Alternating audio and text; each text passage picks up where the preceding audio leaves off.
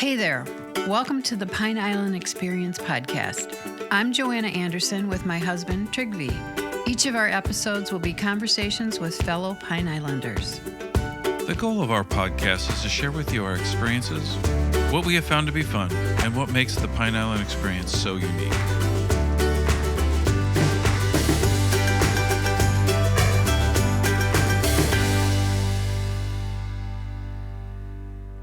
I had one lady, the lady from Naples, that she came, I don't know if that was her daughter-in-law, but she came from like New Jersey and she was so happy. This is a grown woman. She's probably like in her 30s and super, super sweet. Like she's like, my face hurts of how much smiling.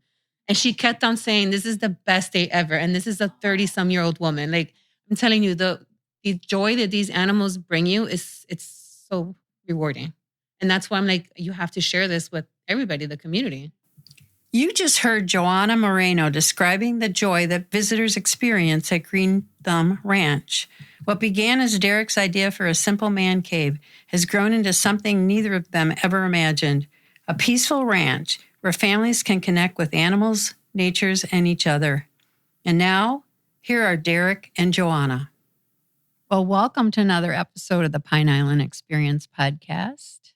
Today, we're introducing you to some more neighbors on the island. Some you might already know, or maybe you don't know. It's Johanna, I love that name, and Derick Moreno from Green Thumb Ranch in Bokeelia.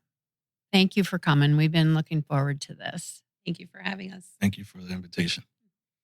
Well, getting to know you is the first thing that we do. And we just want to know a little bit about your lives before you came here and how you found Pine Island and what made you fall in love. You've obviously fallen in love with Pine Islands. We have. I was born in Nicaragua. I came here when I was 9 years old and to Miami. So I grew up there pretty much for the first 19 years. So elementary, middle school, and high school there. In 2007, we moved here. In 2007, we moved here, and we've been in Cape Coral. Pretty much, we had the family, the kids here, which that's what we wanted. We didn't want to be in Miami with, this that atmosphere. So we wanted more peaceful. Yep. I was born in Miami. My parents are Cuban, but I was born there. And like he said, we moved here in 2007 where we had both kids. And we loved Cape Coral. It was quiet. Even though at the beginning it was kind of rough. I was pregnant with my daughter. In Miami, Dunkin' Donuts is 24/7. So I was craving a Boston cream donut. And we went to Dunkin' Donuts at I think it was 7 and it was closed. And I started crying. And I'm like, where did we move to? We're Cape Coma. And that's where I heard about the Cape Coma. It was kind of funny. At first, I did have a little bit of a hard time adjusting just because everything closed so early. Now things have changed, but Dunkin' still closes early. It's not 24/7 like Miami.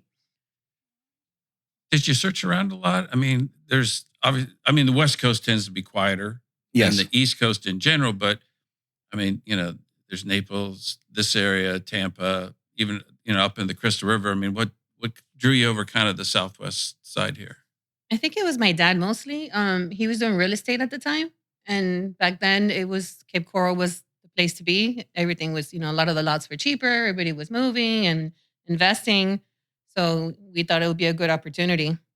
So that's what I think mainly made us choose Cape Coral. And once I saw the house, I fell in love with it because it's a courtyard. So when you walk in, the pool is surrounded by the house and there's like a 6-foot wall. So I'm like, oh, this is perfect. Nobody will see me and the kids when we're like in the pool. So we fell in love. It's like the second house. He didn't even get to see it because I came with my parents. Oh, well, they have experience in real estate, Yes. though, right? You could use that he argument. stayed back working. And I was like, babe, this is it. I don't want anything else but this house. And you said, yes, dear, did you? Absolutely. I just got to work and pay bills. That's my duty. Yep. Want to talk about how we ended up over here? Yes, please. So fishing was my addiction. Mhm. But, for the first, after we moved over here, it was really hard to go ahead and get the rod and and go out fishing because, you have responsibilities, 2 kids, car payments, mortgage, and all that kind of stuff. Cape Coral was, getting stricter and stricter with, with boats and everything. So pretty much I was looking for a kind of like a man cave. Because I started a YouTube channel about fishing, just searching and searching and searching, and I couldn't find anything. And so I passed by looking at this place once. We took a look at it, and I was actually by myself at that time. And then, it was a little expensive at that time. Months passed by and kept searching and searching, and I ended up in the same, looking at this, at the lot, and I was with my dad at that time. When I went to go ahead and see it, the owner was there. Mm-hmm. So we kind of like, talked and we made a deal. Oh, wow. The next day. Oh, wow. So, now, you weren't there, Johanna. No. See? For that one, yeah. I guess I got it back, huh? Yeah. Yep. Oh. But yeah, 5 acres of man cave. I was like, do you need that much? And the channel is actually on YouTube. It's called Exposed Outdoor. You have like 4 or 5 videos that he's done a few, with the kids and stuff. But wow.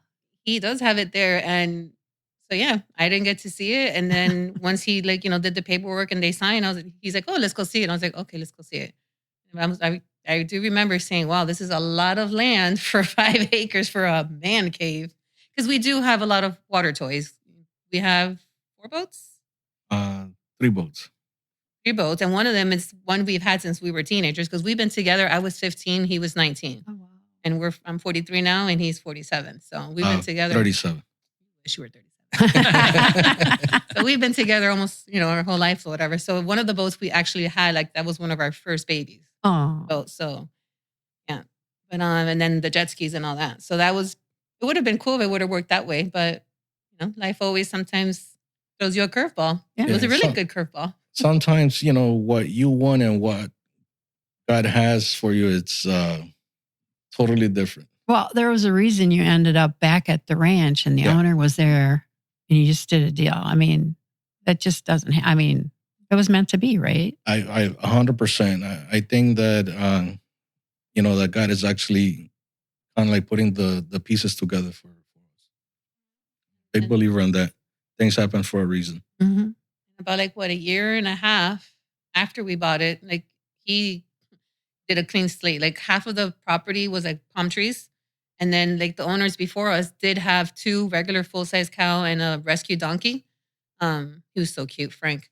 And super sweet. So, and they actually would let us come a couple times to visit so we can give the animals treats and stuff. And even my dad got to see the property there at that time. Because both of our dads have passed now. Oh. So at least they got to see it before. Yeah. Oh, nice. But yeah, about a year and a half into it, he's, he did all that stuff, all the work that he cleaned all the palm trees, started a new slate. And then one day he's like, you know what? We should get animals. We have all this land. Why not get animals? Yeah. Let's share it. Yeah. So I'm like, okay, what should we get? And then he said donkeys. And I said, well, if you want donkeys, I want the cute little mini cows. Oh. So he found the donkeys and then I found the cows. And we have 4 little baby doll sheeps that we just got probably 4 months ago. And, some chickens. So chickens helps to pay the hay for the rest of the animals. Yeah. Yeah, chickens are very popular on Pine Island. I was learning more about that. There was recent land acquired by the Calusa Land Trust, and it used to be the most produced eggs actually happened in Bokeelia. Nice. I think Who knew that? Yeah, somebody mentioned that to me once. Yeah. So how do you go from a man cave to an animal farm? Well, I think it's still going to happen. It's still going to happen. There's room on the 5 acres. Yeah, it's going to happen. And hopefully this year. Again, it's just crazy. So I grew up on a farm in Nicaragua. Okay. And I also think that by nature, I think, it just calls us, So, I wanted it to go ahead and grow my own food also as well. You know how that goes now. It's like, you buy food and you don't know what they're putting in our food. So that's something that I wanted it to go ahead and do. So we have 140 fruit trees. 80 of those are avocados. Mm. So hopefully we will be selling some fruits. We got 20 mangoes, 9 lychees, and then probably a bunch of different other fruit trees. Yeah. That's a full-time job right there, just the trees. Yeah, I've been grateful. Not grateful, but blessed. Sorry. And we have done pretty much everything right, where you do everything at the beginning correctly. So down the line, it's less work. So it's been a lot of work, a lot of expenses as well. But, it's nice. It's come along, and, we've been blessed, to be honest with you. So what's the difference other than the obvious physical size? Is there any difference in caring for animals that are smaller? Do they have like different medical needs? Or are they just smaller versions of the same animals, and they still, you mentioned buying the hay and the regular vaccines and vet care? Yeah, for vet care, there's not a whole lot. I mean, they are like the regular cows, just shorter. So they all carry like what they call like the dwarfism in human is chondropositive. All I have to do, luckily they've been very healthy. So all I do is just deworm them. And that you only have to do 3 to 4 times a month. And I don't rotate to pasture because they just have that one big one. So they just, free range there. And luckily, like I said, they've been pretty, healthy. Since they're like the mini, they don't need a whole lot of hoof trimming. So that's good too. But yeah, somebody asked us that the other day too about vaccines. They only get it when they were babies, and that's it. Okay. Do they get along with each other? Yeah. Really? They do. So sometimes there's always going to be a boss. That's Ruby. And then Lucy, she thinks she's the boss. So she tries to push everybody else around, but she won't mess with Ruby. So it's always like Lucy and Penny that are always like headbutting each other. And Lucy fights back and Penny fights her back. And Lucy is the one who does not have horns. So she was born naturally polled. And when I first got her, I didn't know, because I didn't know anything about animals. I used to actually be a school teacher. So I learning as I go. And then I remember we actually got Ruby first, but Ruby's actually really special. She was an embryo. So they got her mom's egg fertilized and actually put it on a whole different cow. Wow. So this farmer from Oklahoma, he's like, I don't want to have her as a bottle baby. I want her to stay on the, on the cow. And we're like, absolutely. So we didn't get her till the summer. So then I found Black Betty. Black Betty came from Virginia. And then when she came to the farm, we already had the donkeys. They came from Ocala. So Black Betty was used, and she came with her name. So we kept it because it's super cute and it just fits her. So when Black Betty came to the farm, like the donkeys were like scared of her because they were just only with donkeys. And it took them a little bit to get used to. And poor Betty would just moo at them. And they would just take off running. I'm like, all right, we need another one because we can't wait till Ruby gets here in the summer. This was in March. So then I found Lucy, and then she's like, oh, she's going to be pulled, blah, blah, blah. And I was like, what does that mean? And then I started Googling, and I was like, oh, okay, she won't have horn. That's fine.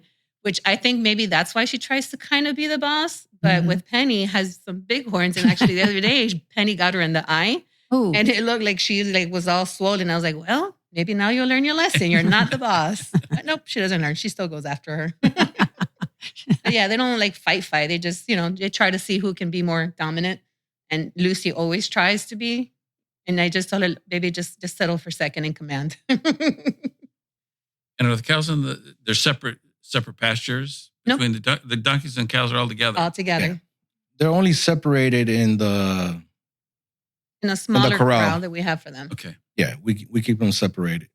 We did that because the donkeys would like to go ahead and chase the cows. Especially Otis. But Yeah. he's come down now after he's gotten fixed. He's come down and he's 2. So now he's no longer like a little toddler. Now he's more like a little teenager. Well, I saw you posted before you came over that he was making trouble this morning. Always. He always, if anybody always gets into trouble, it has to be always Otis. It's always Otis. Good thing he's so cute. He is. He's lucky. He's cute. So you said fixed. I mean, so you have males and females. Are you planning to breed and grow the farm, or We go back and forth, not with the donkeys, because with him, we weren't really supposed to get him. We were supposed to get one that was a lot younger than Olivia.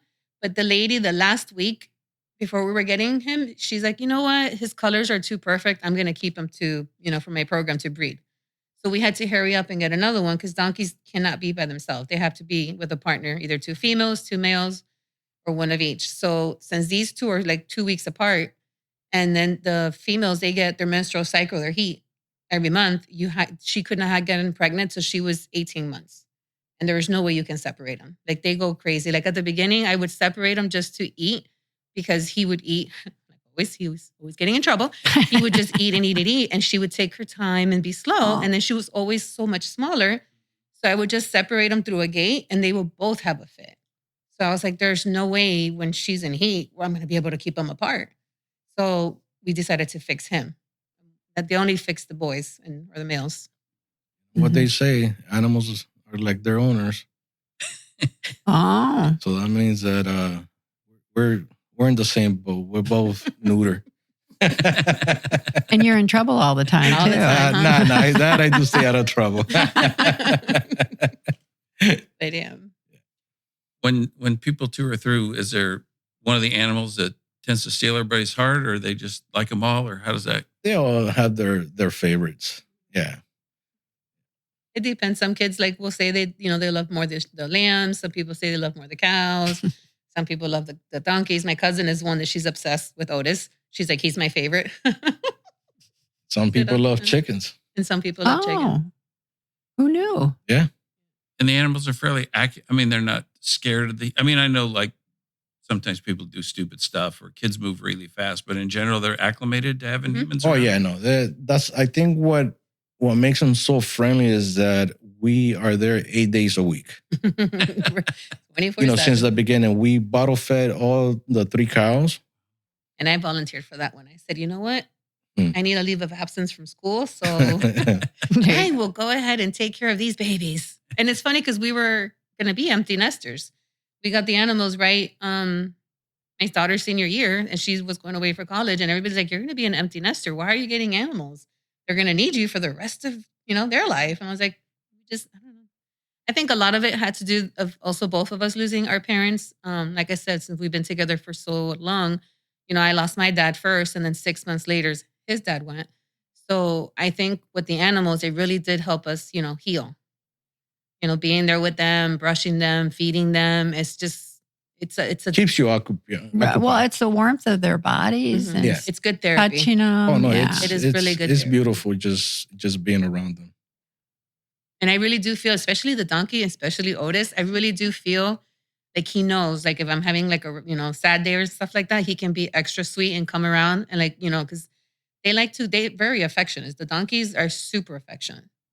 And they will put their head on your shoulder, and that's how they give you a hug. Oh. So yeah, Otis will do that. And then 2 seconds later, he'll go for my hair and my ponytail. But That's mean. he loves to show love. But you're okay He's where you rough. can leave them? You can leave them for a short time and come back? Oh yeah. Oh yeah. Oh, yeah. They're all together. The little lambs right now, not yet, because they're small. But after that, they'll be perfect with them.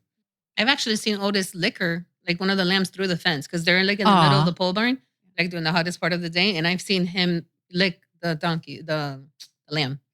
It's kind of cute. So. With the cows, they probably won't have any problems. Again, it might be just Otis, chasing them, but I think they'll be okay. But Otis almost sounds like he could be an emotional support donkey. Oh, yeah. He's There's taking care of equine others. therapy that you can train them for. Have you trained them to any commands? Is that possible with those breeds? Certain words, Oh, yeah.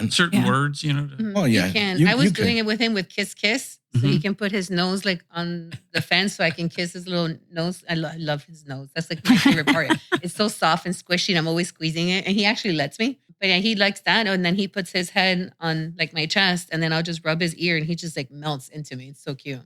Oh. But I've seen people that actually, even with the cows, you can teach them like tricks to sit. Yeah. But I haven't learned any of those tricks yet. They all know what the word treat is. You say treat, they know what that means for sure. So one of the things that we have trained them is you sound like a little bell. Mhm. Then they know that it's time to come inside. Ah, And most probably there's going to be something to eat. President. Yeah. So, yes. Yes, the cows. Yeah, when the cows come home, you ring the bell. Yeah. Yes, for sure. They Oh, come in. and they all come running. in. It's a stampede. Oh, they all come in together Oh, yeah. fast. Okay. Look out. What about your tours?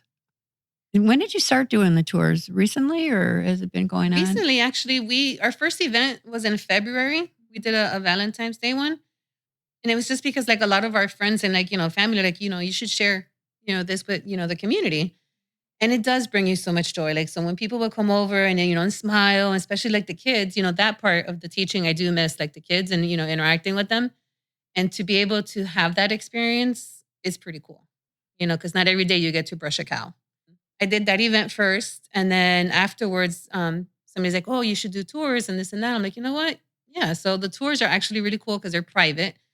So what that means is you come with your family or your friends. It could be a group up to like 20 people, and it's 45 minutes that you get on the farm, and then we talk about fruit trees, and then you get one-on-one with all the animals. Wow, all the animals. Wow. Mhm. And, if you want to spend all your 45 minutes just with the cows, that's fine. But everybody always likes to, go to all of them. So we'll spend a little bit of time with the donkeys, the cows, brush them, give them treats. Same thing with the donkeys. We'll brush them, give them treats. The lambs, same thing. We'll give them treats. But the lambs, you don't brush too much. And right now we just sheared them. So they look a little different. Yeah. They're not to me, they're so cute, but they're not like a teddy bear cute. But it is a cool experience because, like I said, it's 45 minutes of just you and your friends and your family at the farm. One of the people that we had, they were actually from here. I guess he messed up with the Mother's Day event that I had and didn't book. And that one I limited to just I think I had 40 guests because I wanted to keep it more personal because it's Mother's Day. So he missed the cutoff. So he brought his wife and his sister-in-law, his mom, like it was a whole group of them. And it was so cool because they brought their own drinks and they had their own mimosas. And it was like a really nice morning with them. They were all calm. It was awesome. So it's a neat sweet. experience. And it looks great on your. I think it's on your. Is it on your website where you can just pick? You have the day that and you can go in there and you see how many openings and. Yeah, the website is where you can go ahead and book. Because we're by appointments anything. only. So there was a few things that I didn't want to start to do tours at the beginning because we didn't have the correct amenities. And when I mean amenities, it's just the bathrooms. Even though I said it's a farm, it's safe to go to a porta potty. Yeah. Yeah, Experience the farm life. Exactly. Yeah, so now we, back in December, we finalized the septic, and then we have probably about 3-4 weeks ago, we just finished doing the bathrooms. So we have bathrooms at the farm. You wouldn't think of that. We have to put bathrooms in because we're having Even with tours. showers. You even want to take a shower. We got it. Yeah. Which was funny. The lady that came yesterday, she came all the way from Sarasota.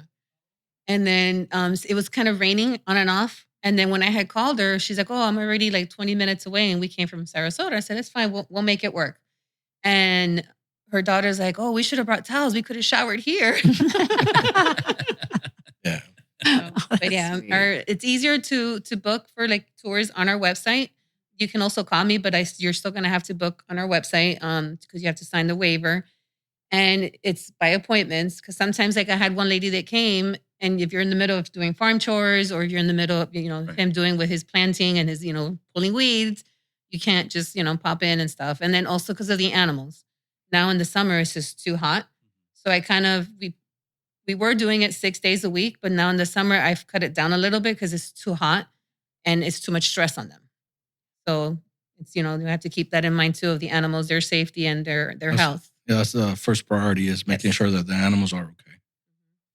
Yeah, they're my babies. Did the adults enjoy it as much or even more than the children? Yeah. Yes. I had one lady, the lady from Naples that she came, I don't know if that was her daughter-in-law, but she came from like New Jersey and she was so happy. This is a grown woman. She's probably like in her 30s and super, super sweet. Like she's like, my face hurts of how much smiling. And she kept on saying, this is the best day ever. And this is a 30-some-year-old woman. Like I'm telling you, the the joy that these animals bring you it's so rewarding. And that's why I'm like, you have to share this with everybody, the community. Because it What's is the really setting you have them in? From New Jersey, they probably weren't on a farm very No. much. Yeah. You know? Mm-hmm.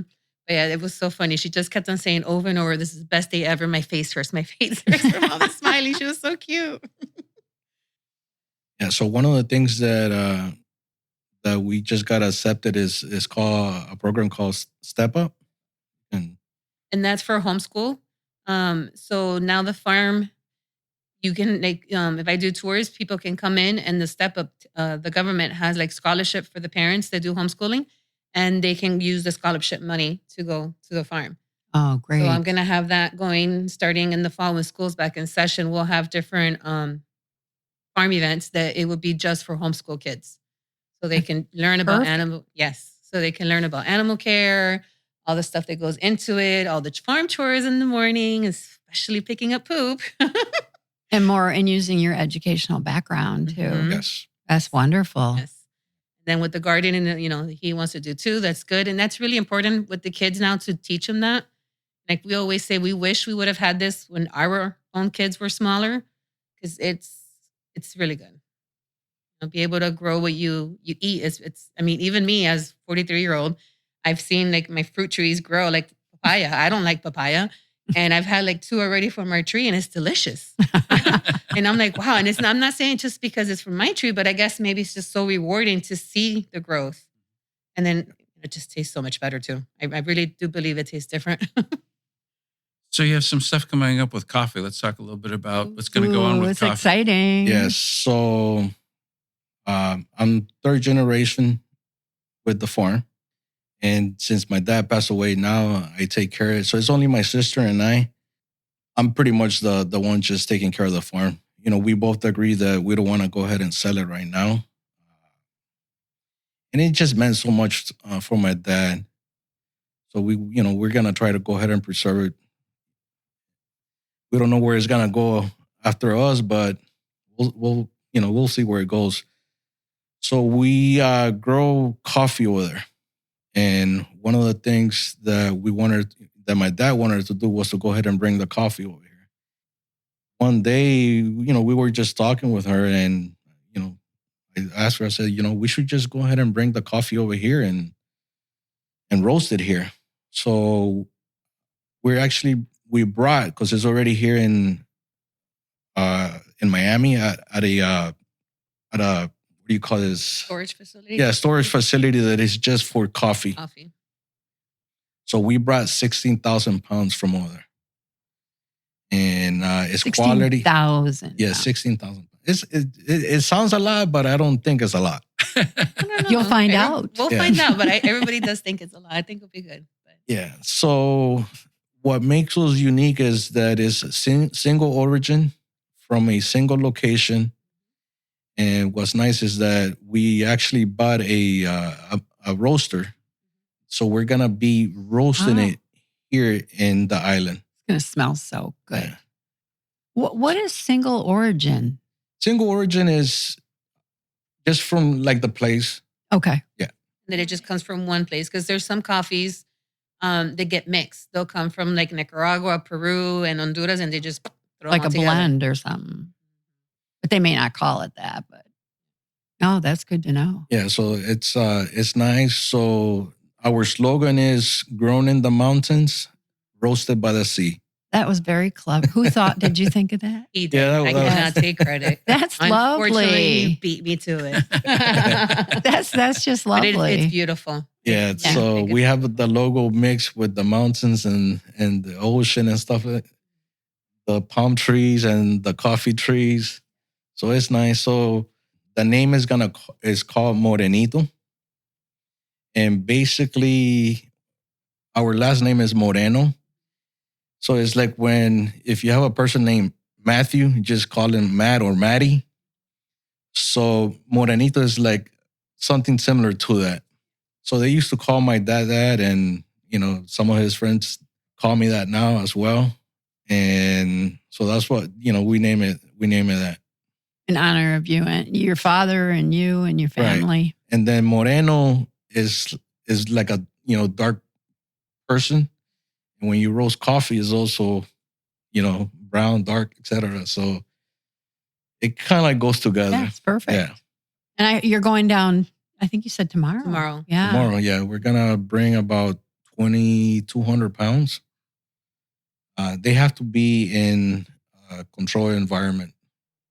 So we have these little sheds that we have AC on them and stuff like that. So it's going to be the correct room temperature as well here. Yeah, I didn't want to bring everything over here because, again, no hurricanes, but just in case. Not yet. Just in case. Yeah, you have to be But careful. it's quality coffee.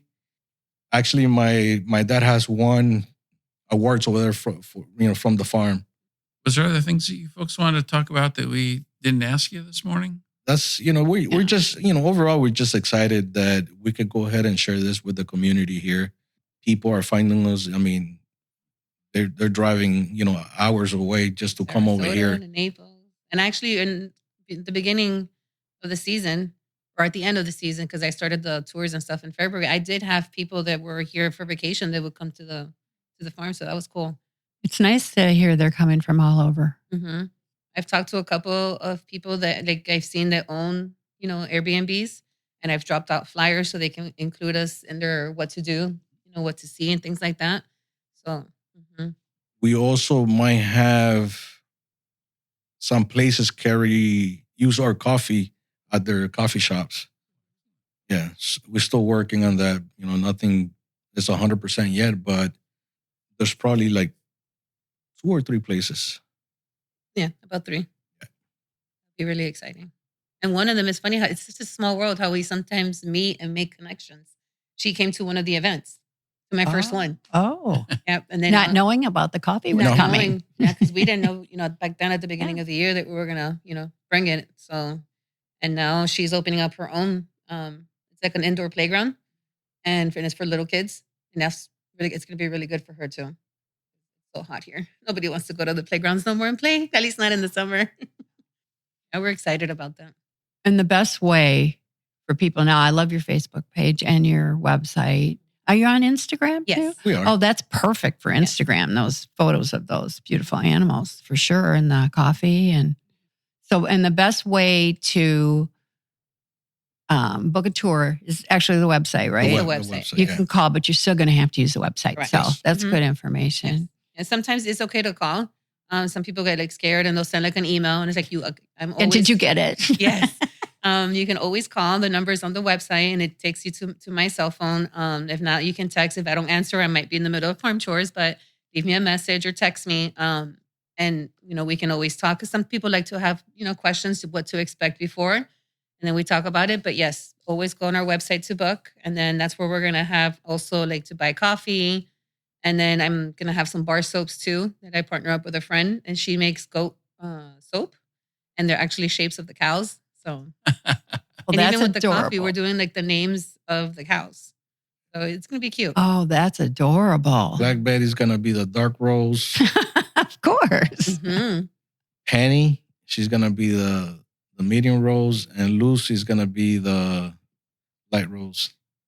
And then Ruby, we're going to make a little mix for her since she's a ginger. By your smiles, you're enjoying this. Yes. Oh, no, 100%. 100%. I know there's some days that I'm like, oh, I want to sleep in because I love sleeping in, but now no more. You Now can't. you can't. The animals, they the other day it was raining, and it's like, okay, we can sleep in just a little bit because it's like pouring rain. So a little bit only was 40 minutes, and when we get there, Betty is. She let out this big moo, and Betty never moves. She's like, "Where have you been? Feed me." They can tell time. They really can. It's an internal thing. They have a set schedule for everything. It's just amazing how animals are. But I love it. Yeah, and they're adorable. So Yeah. Love it.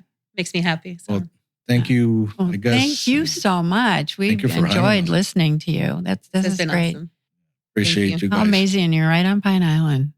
Wow. Beautiful island. Thank you so much. Thank you. you. We hope you enjoyed our Pine Island Experience podcast. If you have any ideas for us, people to interview, or any comments, please feel free to email them to us at pineislandexperience@gmail.com. That's pineislandexperience, all one word, @gmail.com. Don't forget to like us, and you may subscribe to this podcast using all the major catchers like Apple iTunes, Google Podcasts, and Spotify. Thanks again for listening, and remember, island life is a constant vacation. We'll see you on the next podcast.